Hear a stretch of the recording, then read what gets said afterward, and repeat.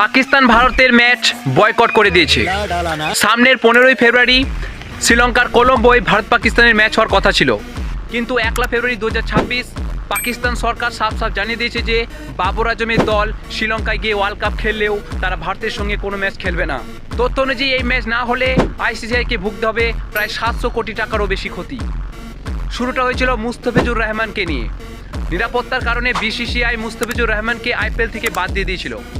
এর প্রতিবাদ হিসাবে বাংলাদেশ ক্রিকেট দল তাদের সমস্ত ম্যাচগুলো ভারত থেকে সরিয়ে বাংলাদেশে নিয়ে যেতে চেয়েছিল, কিন্তু আইসিসি ও বিসিসিআই তাদের এই দাবি মেনে নেয়নি এবং এর ফলে বাংলাদেশ বিশ্বকাপ থেকে ওয়ার্ল্ড কাপ থেকে তাদের নামটা তুলে নেয়। বন্ধু দেশ পাকিস্তানের প্রতি এরকম অবিচার ও আইসিসির একতরফা সিদ্ধান্তের জন্য পাকিস্তান ভারতের সঙ্গে ম্যাচ বয়কট করতে চলেছে। আপনি কি মনে করেন, পাকিস্তানের এই সিদ্ধান্ত সাহসিকতা নাকি ক্রিকেটের বড় পরাজয়? আপনার মূল্যবান মতামত কমেন্টে জানান।